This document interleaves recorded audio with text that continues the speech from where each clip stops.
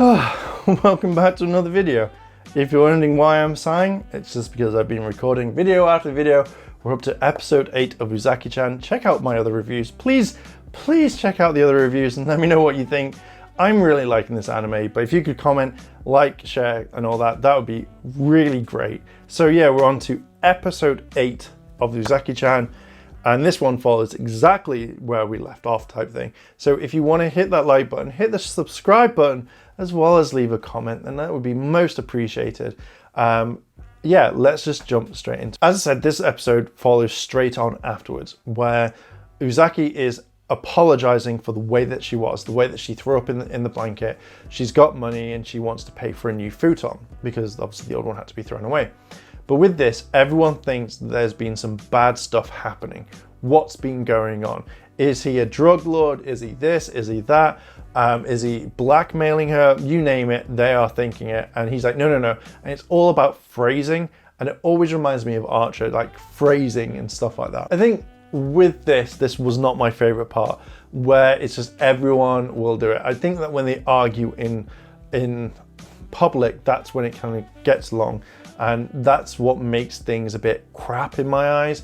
Like, you think that they do it in private or something like that. In this one, Uzaki is kind of being a bit weird with Sakurai now. And when Sakurai is talking to the father and Ami, he's just talking about things going on, like she's giving him too much money, she's being a bit weird around him now, and it's a bit weird. So I do love in this though, how invested the father and Ami are in this. Like, they are probably 100% invested, and I really like it. So Ami is also the sort of person that you want on your side where it comes to love, where she is there for you to help you through things. So there is a festival coming up, which is, I don't know, it's not part of Golden Week, but it's this festival coming up where they have lots of different fireworks, outdoor stores. It's basically what I would love to go to in Japan when I'm there. And I really kind of liked all of this. Ami and her father give Sakurai this ticket that allows them to get free stuff at stalls and little things like that. They say, hey, invite Uzaki-Chan and then go around and have a lot of fun. Also, I will apologize. I don't know if it's going to come up on camera, but around here you're going to see little dots. That's because of the sun and something here as well. So I apologize for that.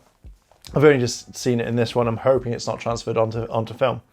So you see quite a lot in this where Ami says, hey, you've got to compliment Uzaki on everything. Don't be yourself where you're like idiot and shouting at her all the time. And I like this sort of advice. So in the end, they go to this fireworks festival and they do quite a few things, but everything's going wrong. Uzaki looks really nice with her hair done. She's in a kimono. She looks absolutely stunning. And Sakurai says this, and he says, look, you look amazing, you look fantastic. But when they start going around, things don't work well. I think Sakurai, he shoots something, but the cork goes in the cleavage, and they're like, oopsie, and she's like, oh, fine. They eat food, it doesn't really work. They have like one or two good things, but the rest of it doesn't really work out. And it kind of gets to the point where Sakurai doesn't know what to do. So in the end, he turns around and he compliments her. He says, oh my God, you're amazing. You look cute. That bag goes well, everything. And he gets her excited and boom, she returns back to normal. And she's not this kind of like depressed girl. She's not like, oh, okay. Or, you know, she seems to have forgotten the troubles. But he goes overboard too much to where everyone's like, oh my God, this guy is saying nice things, but he's being a creep. So it gets to the point where Uzaki starts punching him. He gets knocked out, he gets hit on the head. Then it switches to the high school, which I generally thought was really weird because I thought they'd taken him to the high school. I was like, why would you take him there? That doesn't make any sense. But this kind of like shows the backstory of how they kind of met, like how they kind of interact. And it's a lot different. So Uzaki is training taking swimming lessons, and Sakurai is like, oh, you know, I'm going to teach you. And she doesn't know how to do something, like how to get faster in the water, because it looks like she's kind of spluttering a bit. So he shows her, and then she kind of does the same, and they kind of form this like sort of bond, and that they want to become friends. Then the cat is a kitten, and it's doing the same sort of face, like, oh. So I don't know what that's about. I want them to explain the cat at least, or at least acknowledge what it does. If the writers can tweet it out or whatever, I would love to know what the cat is.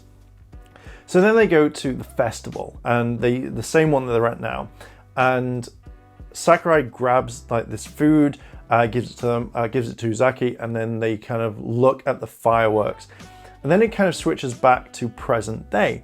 And one thing that really irritated me is this would have been the perfect time for them to admit their feelings for each other. You have the fireworks going off, and this is when Sakurai actually does open up and starts talking about things and saying, hey, you know, I want you to be the same, you know, I like spending time with you. And there's a lot more kind of dialogue that goes on, and Uzaki just kind of listens, and she kind of agrees and likes spending time with him. And it kind of goes back and forth for a while, and I really liked it. He can't see what's going on. He can't see her face because her boobs are in the way. And he's like, oh, I wish I could see. But in the end, he's kind of gone, well, you know, this is absolutely fine. So it kind of ends there.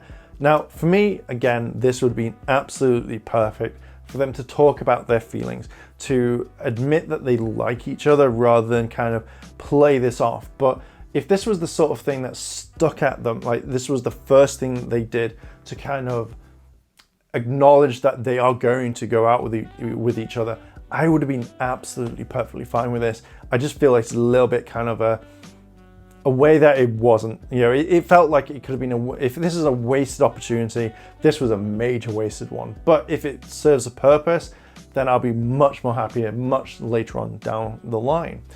But yeah, I am going to leave it there. What did you think about this episode? Do you think that they should have got together in this episode, or do you think that they should have left it? What are your thoughts? Are you liking Uzaki-Chan at the moment, or are you kind of like, I've given up on it? Let me know down below in the comments. And if you like this sort of video and you want to see more, hit the like button, hit the subscribe button, as well as that cheeky notification bell to be notified when more videos drop. Thank you very much for watching, and I'll catch you in the next video.